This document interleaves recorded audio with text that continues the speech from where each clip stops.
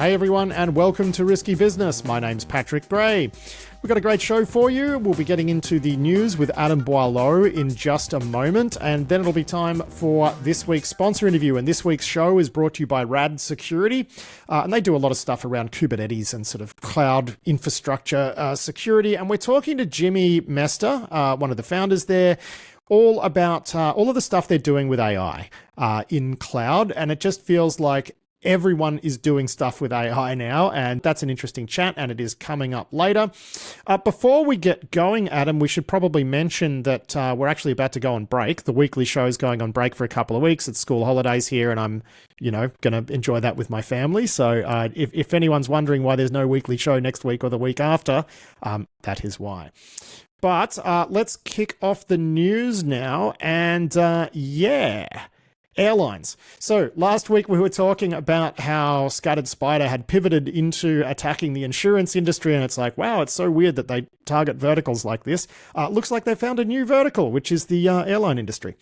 Yes, we had seen some reports last week about their potential involvement with breaches at WestJet and Hawaiian Airlines. And then in the last kind of hour or so, we've seen a report in the Australian media that Qantas, the national airline of Australia, has also suffered a pretty big breach of some sort, lost, I think, 6 million customers worth of data. And that is being described as, Scattered Spider like or esque, or probably involves that group of people. So yeah, we got 3. Does that make a trend? Probably, right? Well, I mean, last week you grabbed that WestJet story and stuck it in the news items, and we were like, I don't know what this is. Could be ransomware, could be anything, but it looks like, that was the first one to fall, right? And now Hawaiian Airlines and then Qantas, and you just think, it's got the makings that, it's a crime wave, right? Like, let's just call it what it is, which is these advanced persistent teens are just out there raising hell. This almost feels a little bit like, for those who are around back then, because it has been a long time, it feels a little bit like LulzSec back in the day, right? Where it was just like, just kept happening, and you never knew where they were going to pop up. Yeah, no, that parallel I think is pretty apt. APT. This particular one at Qantas does have some other kind of elements that certainly seem pretty familiar from other Scattered Spider breaches. So it sounds like this was a third-party platform used by Qantas's contact center, and that kind of like third-party, outsource provider breaches seem to be the methodology for Marks and Spencer, and that Scattered Spider a lot. So they do understand how to go find the weak points in these ecosystems, and the relationships between a lot of these organizations and their outsourced partners or people they use for these sorts of things, are not really designed to be super resilient, because no one's really gone around and targeted them before. Certainly as a pen tester, people doing assurance, you never practically get to go exploit these relationships. You can point at them on paper, but there's no practical kind of like, we've done a thing. And so this is not an area that has got much focus, I don't think. Yeah, well, I mean, we spoke a couple of weeks ago, didn't we, about the AP teens who were going around and changing people's MX records by socially engineering their, their like domain registrars and whatever. And as you pointed out at the time, you can't really go and do that as part of a pen test. You can't socially engineer the help desk at a domain registrar and, have that transferred over. It's just not a thing. No, that's unfortunately out of scope. And if you raise those things, and I've written reports raising exactly these issues with customers, saying, hey, look, there is a weak spot here. If someone were to do this, it gets put down the list, way below all of the other, like easy technical issues to fix, like go update this or patch that. That's straightforward for them to wrap their heads around doing something about. These ones, they go, that sounds complicated, kind of big picture, kind of, ecosystem, that's risk accepted next. Yeah, well, I mean, I think, outsourcers and SaaS is the other one, right? Which you got to worry about, because we used to worry about this when it was infrastructure as a service. Like, we used to worry about, well, what happens if there's bugs in AWS or whatever, and your pen testers can't, go and hack AWS. And mostly, I mean, they're doing a really good job of that, with the exception of Oracle, right? They're the ones that aren't, that do not appear to be doing a good job with that. But I think with SaaS, when it comes to major SaaS, you're mostly okay, but there's so much of this stuff, right? Like, God knows what it was, whether it was an outsourcer or an a SaaS platform or a combination of both. And, more and more, that's how business operates these days. And more we're going to see third-party breaches just like this. I mean, it's hardly new, though, but I think it's just ubiquitous now. Yeah, I mean, I guess it's a good reminder that as we improve other things, the deployment of like passkeys and multi-factor everywhere and things that make traditional hacker trash of like stealing creds and logging in, once that goes away, it doesn't mean everything's secure. It just means people are going to start looking for other things that unfortunately are probably going to be more difficult to defend than just bad passwords. I mean, the rise of info stealers as a credential source already suggests that we're kind of getting better at not just having Monday 1 as our password for half our user base because that's the default when someone joins or whatever. These attackers don't go away, right? They move and they find something different. And unfortunately, fixing things is just going to kind of get more complicated as the attack surface gets more, gnarly. Yeah, gnarly. Good choice. But it is squeezing the balloon, right? You squeeze the balloon and yes, it does not get smaller, unfortunately. It's enough to make one, given enough time in this industry, it's enough to make one maybe a little bit jaded. Yeah. I mean, the amount of people who work in this field who are like, I'm just going to quit and go be a llama farmer or something. That's the joke. Farming, that's the future. Yeah, the joke LinkedIn thing, which is, what is it like, sysadmin through to CISO and then goat farmer. Yes. It seems to be the correct career trajectory. We got a story here from Cyberscoop about AT&T making some changes. They got like an account lock feature now, which is supposed to make SIM swapping harder. I think this is good. I do worry that things like this, if they're not properly implemented, which is very difficult to do at scale, just turn into speed bumps for people like, the comm kids. Yeah, exactly. I think this is a feature they've launched where in their mobile app, you can basically put a lock on your account that prevents number porting, changes to details, changes to numbers and other bits of, of your account setup. And if you do want to do those things, you have to go turn that off in the app. The natural question is, what do you do if you've lost your phone, you don't have the app, or you can't sign into the app for whatever reason? What does that flow look like? But I guess, anything that adds, even if it is just a speed bump to comm kids doing some takeovers, is probably We're going to make them drive over that speed bump. Yes, exactly. And I think the AT&T docs did say that at least if you turn this account lock feature off, it sends a message to all of the numbers in the account and emails everybody and so on. So, you've got a chance that you might spot it happening, which is why, of course, the comm kids will do it at 2 in the morning, or on a long weekend or when you're at the pub. So, I just would have thought like even standard things that they don't do, which aren't always going to work, but like trying to ring the person who's being SIM swapped, like they're like, I lost my phone, I need to SIM swap, ring the number. And see if it rings. See if someone picks it up. You know what I mean? Like maybe put a 24-hour delay on it. I don't know. It's just always seemed way too loose. So look, it's good that they're doing something there and maybe that'll slow a few things down. I don't know. Let's talk about some more meaningful changes now. So in the wake of this, CrowdStrike disaster, when was that? Last year? Yeah, I think it was 2020. Yes, last year, 2024. Yeah. So Microsoft made some noises about how they were going to, change things basically to try to make Windows more resilient to this sort of stuff. That involves a combination of things like encouraging security companies to move as much possible out of the kernel, which seems quite sensible actually. And encouragingly, they didn't just knee jerk. They weren't like, everybody's got to get out of the kernel. But now they've got like a bit more of a roadmap for what those changes are going to look like. Now, one of the things they're doing is, and they sort of buried it in their report, in their blog post about this, and we're like, oh, we're releasing all of these features to help people get out of the kernel. It doesn't look like they haven't said whether or not they're going to kick everyone out, but it doesn't feel like that quite yet to me. I think what they're going to try to do is see exactly what they can get out before they make any further decisions and whatnot. But they've also introduced a bunch of like recovery features and stuff, which should help quite a lot next time. Well, hopefully there's no next time, but if something like this were to happen again, these features would make a real difference. Can you just walk us through exactly what they've got planned here? So it's kind of multi-pronged approach. One is they've been talking a bunch with security vendors about kind of what they want from an API that would, what do they need to do in kernel And is there a way to be provided that, those services, those callbacks, whatever it is, out in user space? So that's kind of one tack. The next is there are a bunch of guidelines from Microsoft about how you should deploy updates for this kind of like really privileged software. So things like, staggered rollouts, ring deployments, sort of best practice stuff that some vendors do.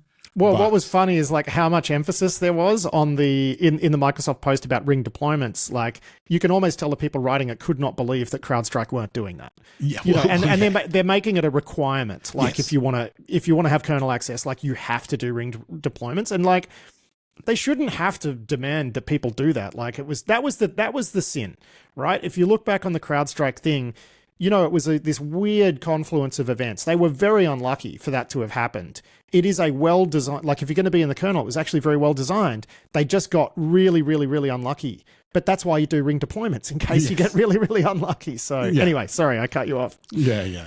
So I guess that's the second part is, some better guidance and requirements for vendors that are going to have this access. And then the third bit that you mentioned is, when it happens, what does the recovery process look like? So Microsoft has been introducing so there's already like a Windows recovery mode process.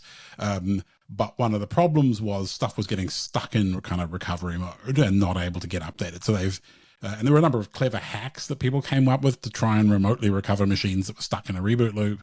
But Microsoft's kind of formalizing that structure and then introducing a mechanism for administrators to deploy updates to machines that are in like recovery reboot mode. So better resilience for an overall fleet.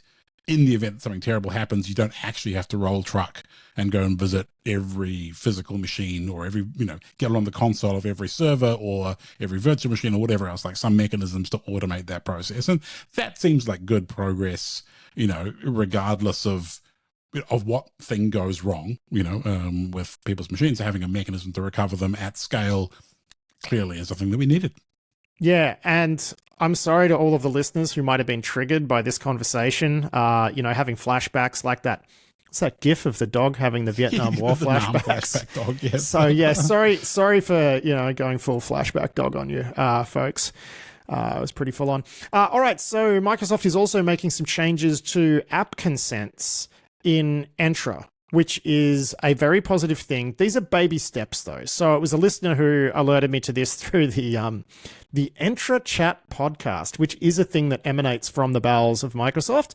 It even has a theme song involving singing the words Entra Chat, which I find incredibly cringe, but it is really good that they're actually out there talking about this. And indeed, there was a young woman there, Erin Greenlee, and you watched this whole thing and you were like, this is a smart person making a lot of sense. But it does seem like these changes are baby steps. Like, walk us through what exactly they're doing here. So the deal is that in a Microsoft, like Azure tenancy, the app consent process the current default is end users can consent to stuff.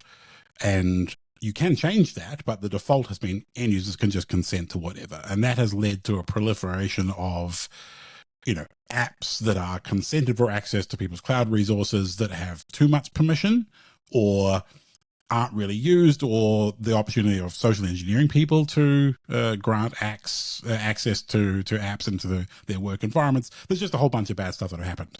And the plan here is that they are going to change the defaults so that admins are required to consent to certain kind of high privileged access. And in particular, there's one of the permissions that you can grant is like read-write access to all files or read-write access to the directory. And these are things that, there's not often a good reason to do, and often it's abused by app developers just because it's easy, rather than asking for specific permissions. There often is a good reason to do them, but that's going to be something that, is going to be rolled enterprise-wide, right? Like, yes.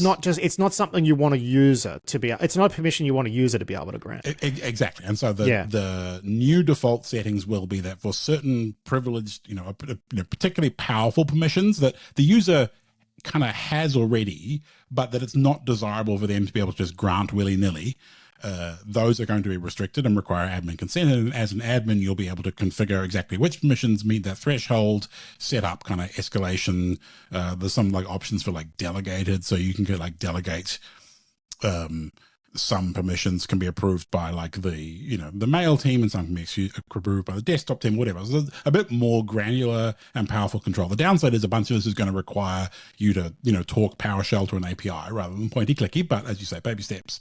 But it's, overall, it's just good that they are thinking about this, and, the era of, people just being able to grant access to all of the corporate resources at a click, without really even understanding what they're doing. Like, that's a thing that Microsoft should probably end, and it sounds like they're on the road to do that. So, well, they should have done it 5 years ago, which is my beef here, which is like, oh, it's great you're doing this thing that you should have done in 2018.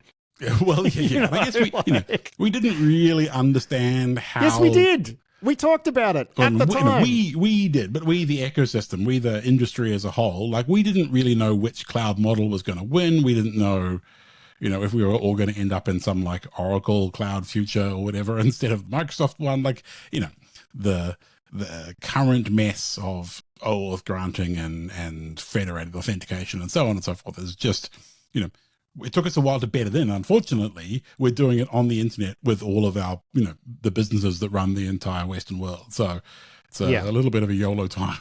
Yeah, indeed. And yes, Erin Greenlee is the product manager for app consent on Microsoft's app platform team. That is a real job title. And she sat down with host Meryl Fernando to chat about app consents for 1 hour and 12 minutes. And that is on YouTube, and you can find it. Although, Adam, you said that, you were sort of impressed with the understanding sort of being shown there. So yeah. I mean, it felt like that quite a lot of thought has gone into this. And you get the feeling that there are absolutely pockets of competence at Microsoft, and this is one of them. Yeah. But, the overall big picture is still like we're a way away from where we need to be, big picture ecosystem wide. Yeah. Now, if only we had a sort of recent example of how this can go wrong. Oh, look, we do. We got this blog post here from a company, I think, named Mod0, which is looking at a pretty disastrous Synology backup thing, right? So you've got this Synology active backup for Microsoft 365, which already I have so many questions. So this is a backup product for your cloud. So this is if you like don't trust Microsoft to back up your cloud data, and you would prefer Synology to do that for you, like in your house. Is that the basic idea of this product? That's basically it. Yes, if you have a Synology NAS and you want to back up your stuff out of Microsoft Cloud, then this is the kind of the plugin that you use to do this. So you install the like active backup app on your Synology, and then you have to like authorize that into your cloud environment so that it can then read and write stuff. And how do you authorize it into your cloud? Well, so there's like an initial kind of setup process where you have like an OAuth grant that you give that creates an account in your Microsoft environment, which then gets passed off to Synology, who then pass it back to the NAS through some back channel, and then it provisions like through that basically admin access to your cloud so that it can back stuff up. And it does that part of it, like getting admin access to your cloud is kind of done as you'd expect with OAuth grants and blah, blah, blah, blah, blah. But the initial setup step where you are approving this app into your environment, there's something kind of weird going on. And these researchers, this security company Mod0, they were red teaming a customer that used this product in their cloud and were looking around and decided to install it themselves and look and see how it worked. Which is a lot more effort than just telling them not to run it because it's a bad idea. But anyway. Well, you want to be informed about these things, when you're giving. You want to know why it's a bad idea, I guess. Yes, you want to certainly point prove it exactly. Because yes. otherwise, like, computers are a bad idea, but that's not, you can't just write that in the report and collect a check, which is, you'd like. But no. So they pulled it apart and they were like looking at the web requests going back and forth, and they saw a username and a password in one of the requests. And they're like, well, that's weird because this is all OAuth-y, tokeny. Like, why is there a credential going past?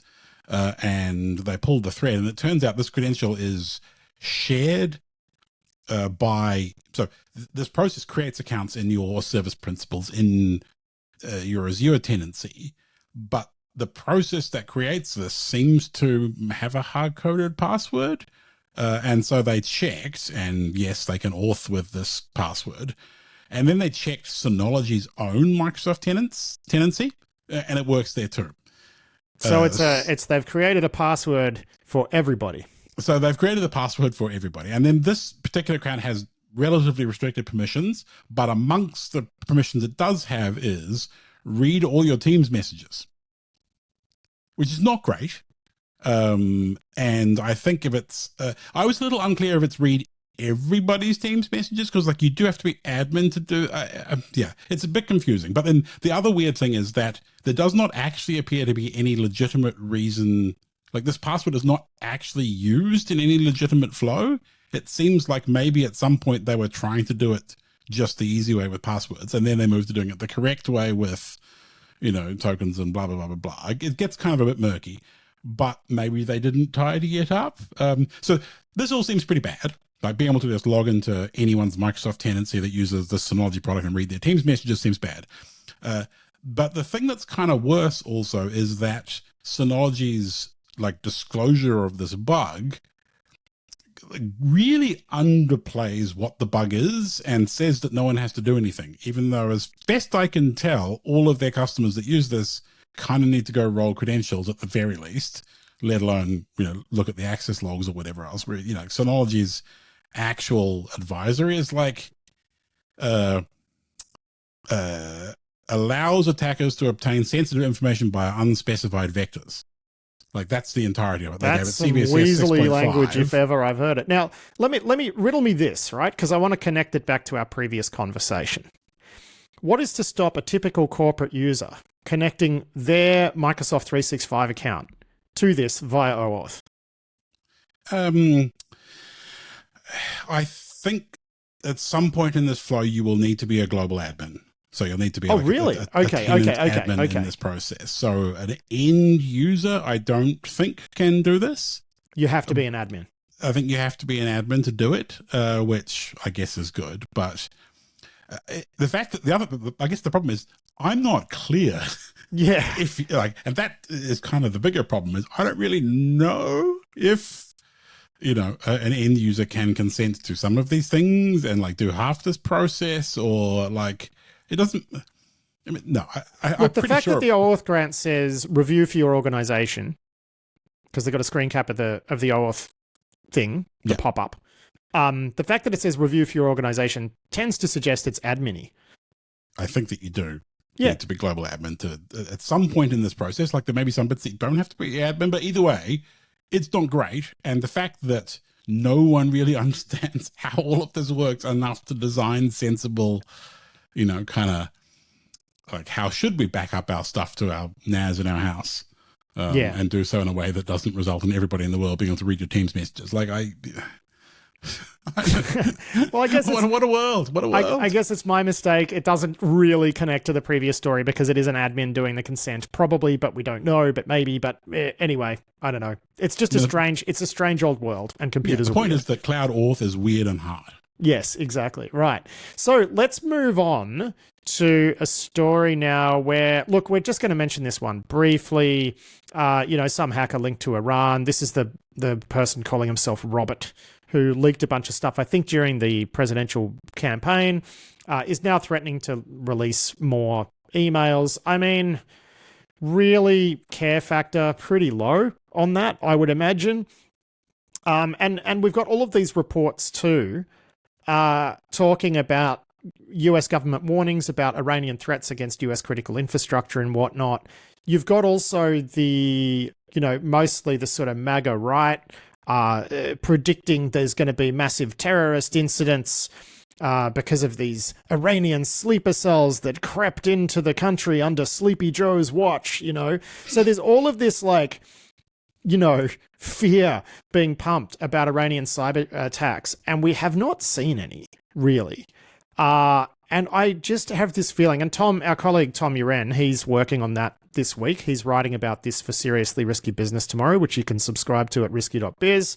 You know, I think once the bombs start flying around, you know, doing something that doesn't achieve a military aim but causes a bunch of damage, like attacking US critical infrastructure, like opening a dam in the Midwest, I don't think is really going to do anything good for Iran. And they're not dumb. So I just don't think it's going to happen. What do you think about this? Because for the last 2 weeks, we've just been looking nonstop at news headlines coming into our, central sort of news repository where we scrape everything into. And it's just been this constant drumbeat of fear about Iranian attacks and no actual attacks. Yeah, but there really just has not been much to show for it. And, when we did see, some Iranian attacks in Armenia, was it? We talked about but that was MEK stuff. That was nothing to do with... MEK related, but just kind of not very exciting. And they took down a municipality's website or something. Yeah, exactly. And I guess the problem is, yes, they have cyber capability. Yes, they can do cyber, but they don't want to do cyber that's escalatory. And if you want to do cyber that's not escalatory, you haven't really got very much left. You can only really do inconsequential stuff. Well, that's why I think the hack and leak, that's why I think that we might see the hack and leak stuff kind of kick off again, because they dump a couple of mail spools. That doesn't justify a bombing run, but taking out some critical infrastructure does. Yeah, exactly. So we might see some, Roger Stone emails or whatever, and maybe there's something in there, but US kind of already elected Trump. It's a bit late for that. Yeah, and it's not like he's particular, he's just one of those, he's Teflon, right? Yes. So, I mean, this is a guy who's making millions and millions of dollars out of coins and selling fragrances and doing all sorts of stuff that's very, very unconventional. And I just don't think you're going to cause him much political damage with a bunch of leaked emails. And if they were that damaging, they would have released them already. Well, exactly. Yeah, exactly. So... But of course, now we've said this, probably, immediately something really, really bad is going to happen. But it is just our feeling internally, isn't it, that it's unlikely that they're going to do anything real. Yeah, it doesn't feel like it. So, but hey, maybe we'll be wrong. Maybe we'll have a really juicy episode after you come back from holiday. Sorry if we cursed you all by saying that. Now, look, let's talk about these AMI mega rack bugs. These bugs were disclosed in 2024. I'm almost certain we spoke about them at the time. But these are lights out management, bugs in lights out management stuff used in data centers, which is, look, if someone's actually going to use these things, they're using them, you're in trouble, right? If you're dealing with this sort of stuff. And it looks like CISA has just added that stuff to the Kev list. So we've got a report here from Dan Gooden looking at that. That's not good.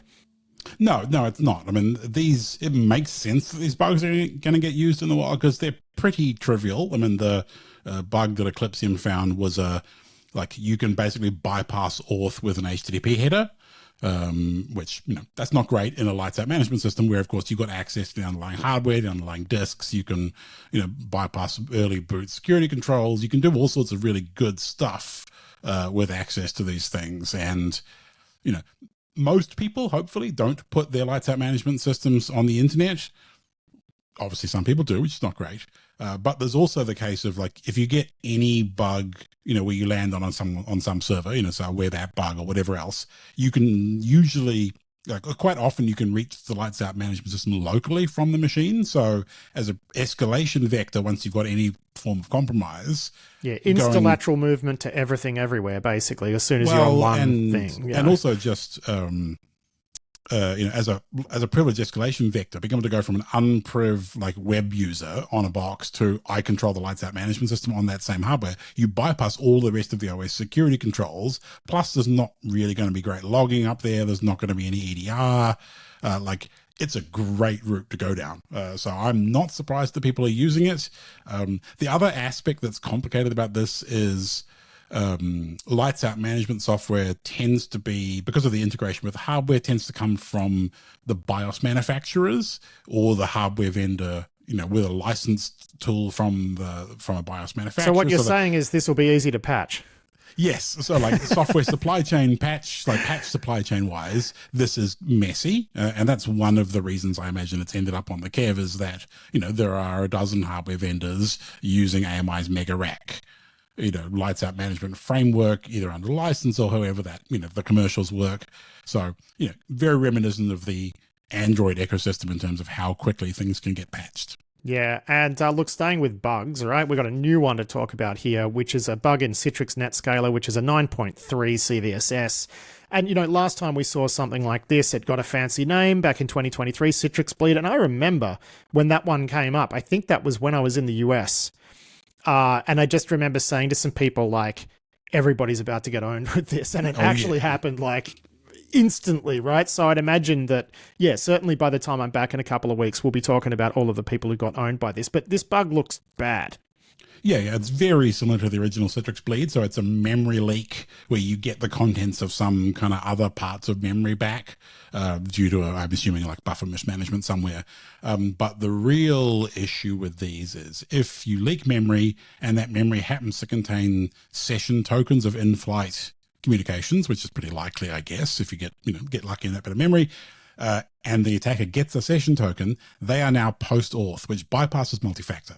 And that's the thing that really made a mess last time, is like people assume the multi-factor makes it okay to put the stuff on the internet. But if you can steal a session token and ride an existing session, or, take over an existing session, then yeah, like all the auth in the world doesn't really help you. All the Okta, all of the other controls, all of that login stuff, all the impossible travel, all of the things you do at the login step are no use if you have stolen the post-auth session authorization material. So, yeesh. Yeah, I mean, it's like people don't think about stuff like pre-auth RCE either.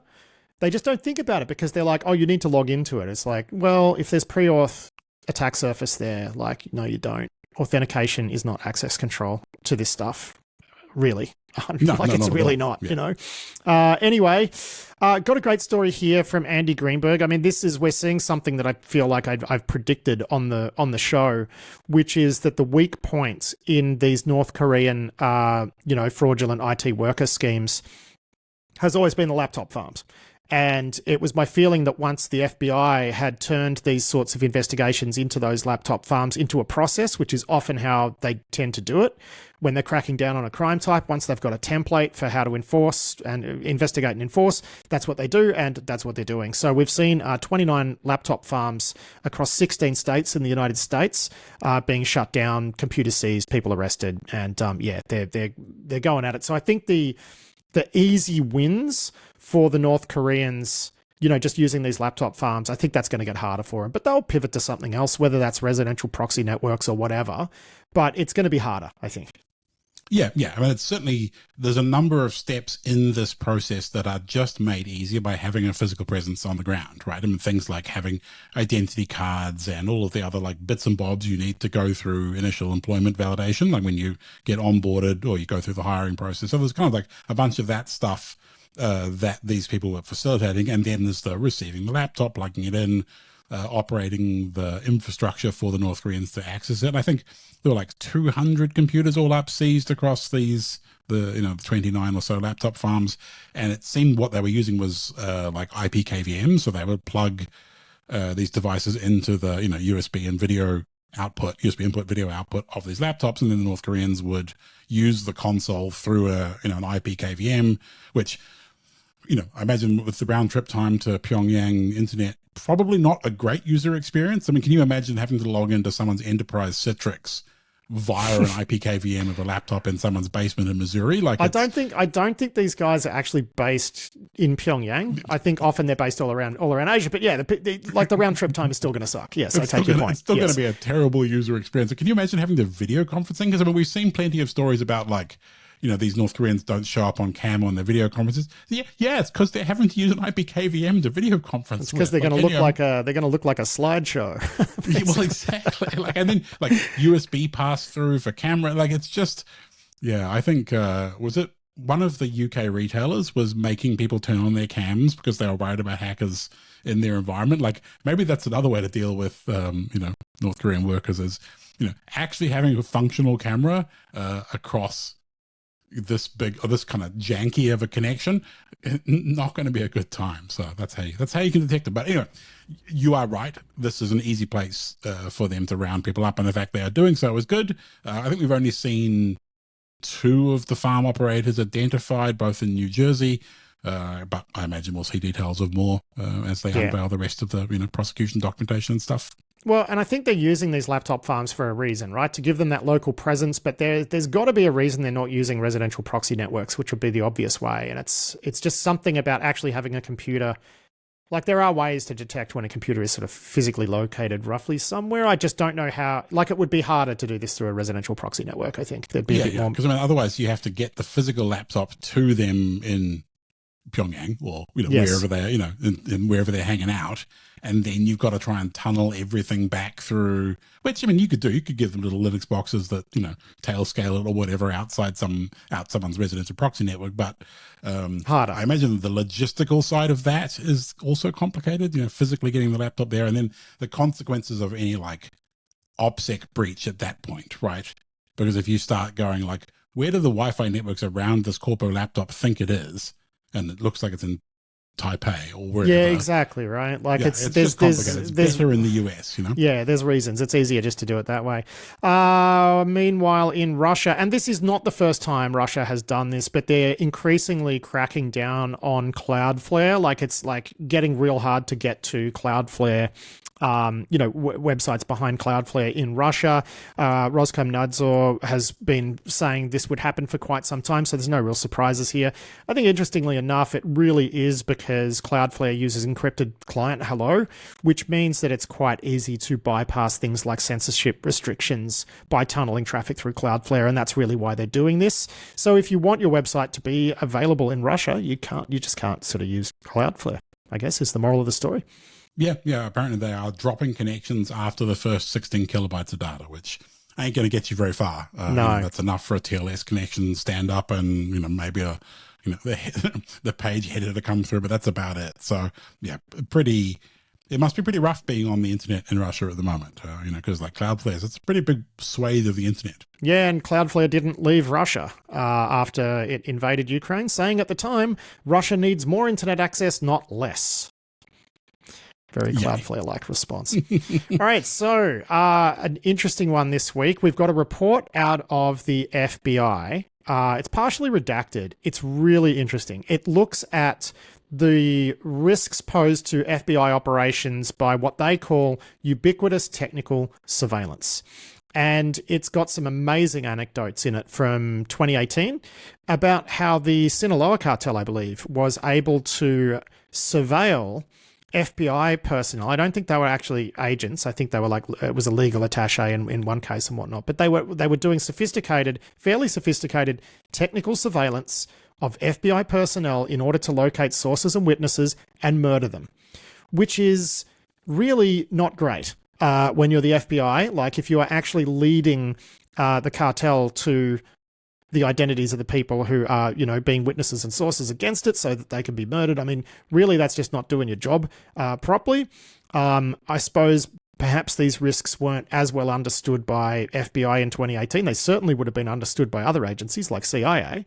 But really, this report just is looking at like what a threat this sort of stuff is to its operations and how they really need to mix up the way they do things. And it's an interesting report, as I say. And I think Tom is looking at this one for Seriously Risky Business this week as well. Yeah, I mean, the idea of law enforcement agencies having to operate in what do I say, contested information space? Is that they got some euphemism. I can't remember what it is right now, but yeah. It kind of makes law enforcement feel more like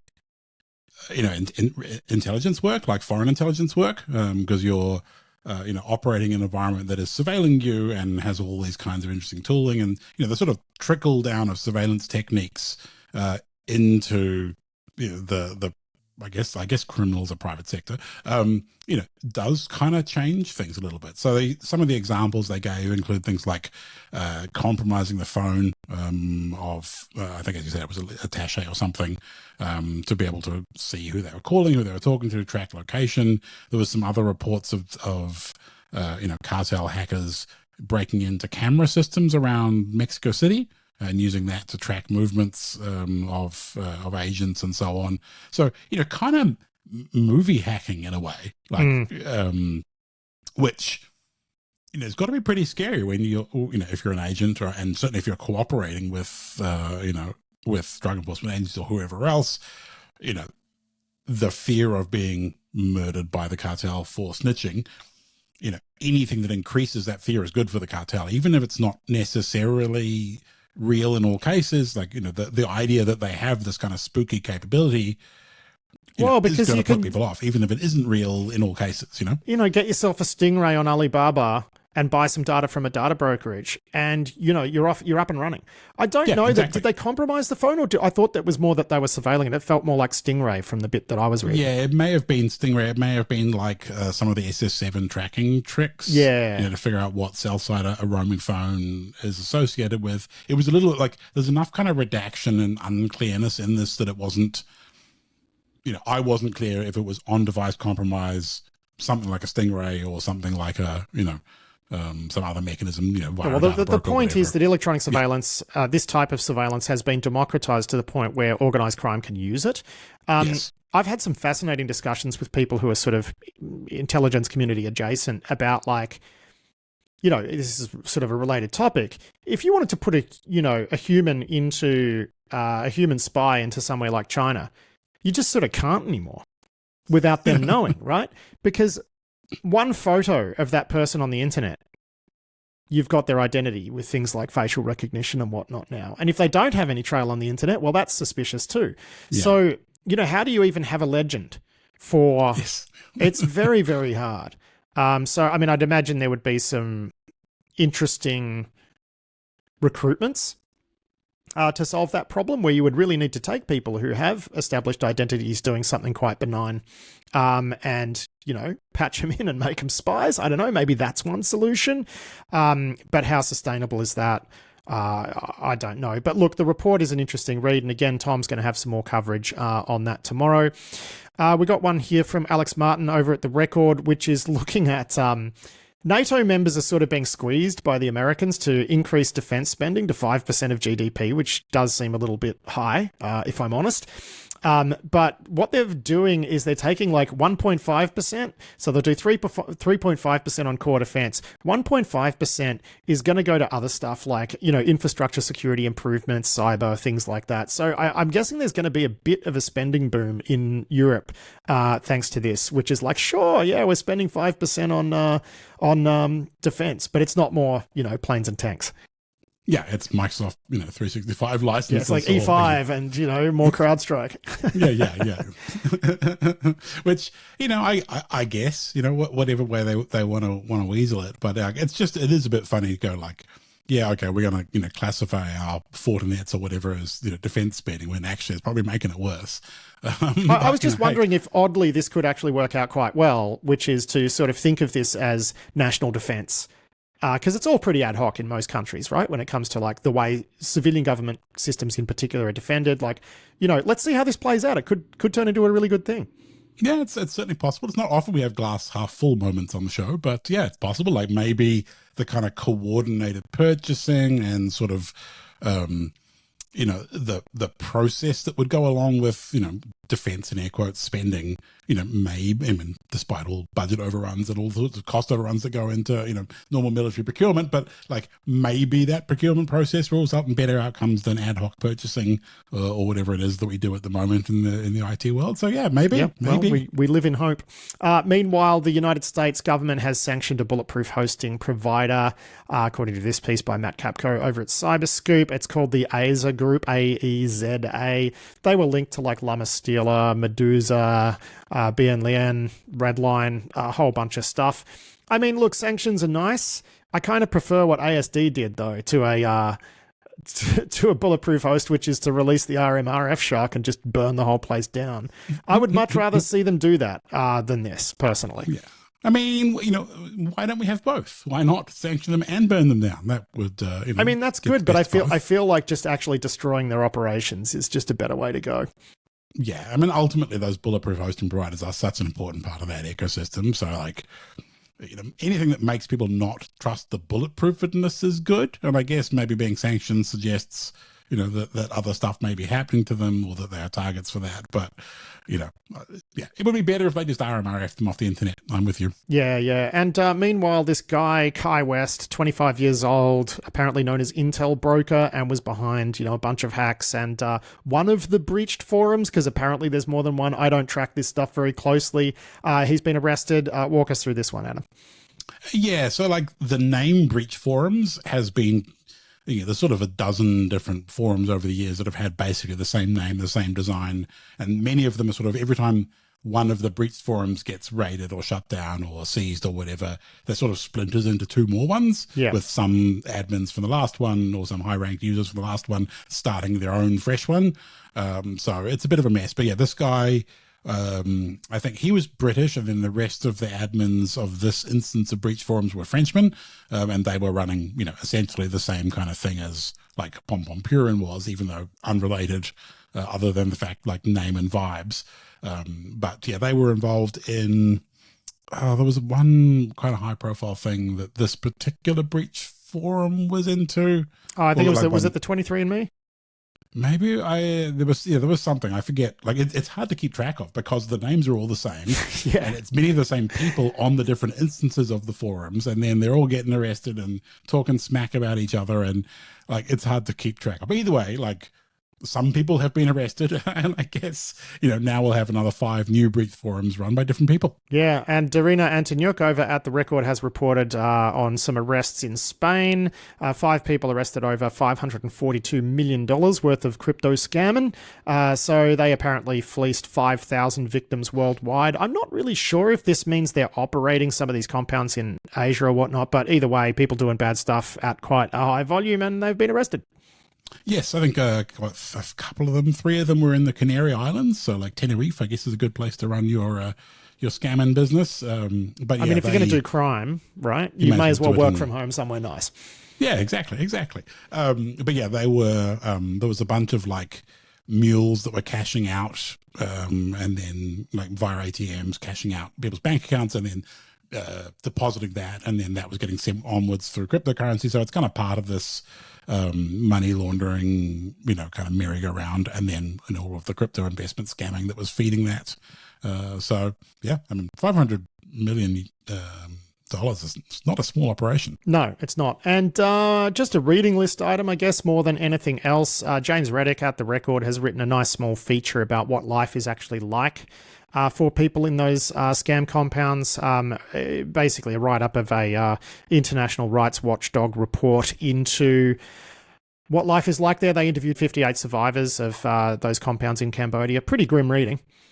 Yeah. I think he links through to the Amnesty International piece, and yeah, it's so hard reading. Like all people getting forced labor into being a criminal. Like yeah, some of the individual stories are pretty harrowing, and there's a bunch of details about like the compounds and the guards and the controls they have in place. So yeah, it's not really an enjoyable read, but it's, this is the reality for a bunch of people who are stuck in these places. So yeah. All right, mate. Well, that's actually it for this week's news. Thank you so much for joining me. A pleasure to chat to you as always, and we'll do it again in 3 weeks. Yeah, a lot of bad stuff could happen in 3 weeks. So I'm kind of looking forward to when you get back. We'll be able to, I'm sure there'll be something terrible and enjoyable. And we'd love a good disaster. So yeah, that's good luck, Internet. We'll see you in a few weeks. That was Adam Boileau there with a look at the week's security news. It is time for this week's sponsor interview now, and this week's show is brought to you by Rad Security. Now, Rad specializes in cloud security. They were formerly, like a couple of years ago, they were known as KSOC for the, I think, Kubernetes Security Operations Center. I think that's what the acronym stood for. But the point is, they do a lot with Kubernetes, right? So they really know Kubernetes. They've done some really interesting work around like container fingerprinting as well. And they've done a lot over the last year, in particular around AI. So that's what I wanted to chat with this week's guest, Jimmy Mester. That's what I wanted to talk to him about, which is like, what's the use case for AI in cloud and in Kubernetes? And here's what he had to say. Cloud telemetry is vast and ephemeral, and it is generally noisy. So AI can really start to help us make sense of that. And a few different use cases that we're starting with would be, the age-old vulnerability triage problem, right? You have 1,000 different AWS accounts, a sprinkle of GCP over here. You have many thousand different images, packages, misconfigurations. It's a hard task to figure out what to work on first and what matters the most, and can actually prevent a breach. And we're finding that automating those workflows with the help of AI can help teams get that done much faster, at least the first 80%. There's still work to be done, but it takes that burden off of their plate. So we're seeing a lot of success there. I mean, so what does that look like, right? So I guess one thing that's different in cloud world versus, because we are talking about vulnerability management, but vulnerability management writ large, a lot of the effort there, a lot of what you're really trying to do is apply context, the unique context of your environment to a finding, right? And that's something that I'm a little bit skeptical of how well LLMs are going to do there. I think it's a little bit less that case in cloud security because at least there's some uniformity there. But like you said, it gets you 80% of the way there with some of these workflows. Like in what way? Can you make it tangible for us? Like how does AI help in one of these sort of cloud-based, or cloud environment vulnerability management workflows? Yeah, sure. So depending on where the data is coming from, we'll just pick on some of the sensors we've built over the years. You typically have a collection of SBOMs, right? SBOMs are annoyingly kind of dense and hard for humans to reason about. So we've built tools over the years, but it still is hard to kind of take an SBOM and do something with it at scale. So something that we've been able to use the SBOM for is essentially helping build a RAG pipeline that stores the data. We can do similarity search with LLMs, understand like the ecosystem at whole and say like which of these workloads is most similar and help prioritize based off of how many times we've seen that application running, what types of clusters is it in, is it even live, which packages are in use, and then the LLM can help kind of rank order that, and then we overlay traditional cloud posture data on top of that to say, okay, we know this workload exists 500 times. We know that it's in a cluster that is, in use, it's in production, and there's some external IP addresses tied to these workloads, and then you just keep kind of chipping away at the context until you get to the point where the LLM can help you kind of rearrange the Lego pieces and give you some actual insight on what to tackle first, second, and third. Yeah, I mean, I guess that's what I was getting at when it comes to cloud world, because it's, usually you're protecting a production environment, and often the context can be as simple as is vulnerable, is on the internet. That's a priority, right? So, yeah. Yeah, but there's more elements that I think the LLM can, at least the adding LLMs can help us with that priority versus... Well, it helps you with the is vulnerable problem, right? When you're actually looking at the SBOMs, because you might not immediately be aware that you've got some... like Log4j is the example that everybody uses, right? If you've got those SBOMs and you've got LLMs understanding them, you're going to know where you've got a vulnerable library. Exactly. And another example that we've had success with too has been with our eBPF telemetry that we've had for a long time. We are able to see and inspect low-level kernel information, right? So like system level information, process tree, files that are created, network connections. So we've had customers who use that data, and the LLM interface that we have, they can generate basically firewall rules based off of all like a 30-day average of traffic, right? That we've seen. It's actual, HTTP requests, and they can start to build policies proactively that match, all of that data that we've seen. And an LLM is a lot better at that than doing it manually. It's a hard task. We've been doing that sort of stuff with like machine learning classifiers for quite a long time. Like, what's the advantage of an LLM there? I guess like often when people talk to me about things like these, like the advantage of an LLM is that engineering that thing, part of it is a lot easier when you're using LLM.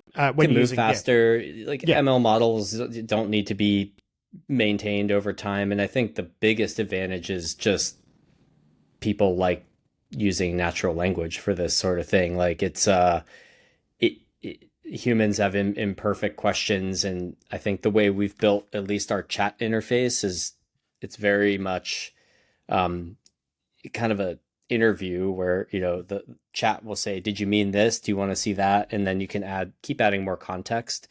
And ultimately, you don't have to have any special query language or anything on top of it. The LLM can handle that. Yeah, I mean, I think vendor-specific scripting languages are dead, thankfully, right? Thankfully. Thank God. I would always long era. Yeah, and even before stuff like ChatGPT existed, it's like, I do interviews like these and they'd be like, yeah, so we've got this great language. We've got this great query and, scripting language. And I'm like, oh God, no. No more of that. Yeah. It's not necessary now, right? And everything can be kind of translated into whatever language you want through that, prompting. And then, one more thing we have released too that helps add a little more context is a knowledge base. So we've had customers who, you spend years building internal policies. You have architecture diagrams, you have existing tickets from the past, you have pen test reports, SOC 2, whatever these artifacts are, they're vast. And when it comes to cloud security, another kind of dimension of priority is does it matter to me, right? It's one thing to say, is it connected to the internet? Everyone should care about that. But maybe you have a policy or something you're trying to protect that's buried in this sea of data. And the LLM is also pretty good at saying, hey, you have these vulnerabilities, and they're even a bigger problem because you have a FedRAMP deficiency or something. I made that up. But there's ways to pull in internal data that can really make that effort even better. So we're excited about that too. Now, one thing I wanted to sort of query you on is it feels like we're in a pretty different place now than we were a year ago when it comes to the acceptance of AI, actually in enterprises, right? Like a year ago, people are like, I don't know, man, I don't want to let ChatGPT loose and causing damage here, and fair enough too. But it sort of feels like it's matured a bit, and there is just this growing acceptance where people are like, willing to give it a go, right? They'll have a look at it. They'll say, oh, okay, cool. And they'll try it. Is that sort of your understanding of where we are as well when it comes to people using AI to do stuff like this?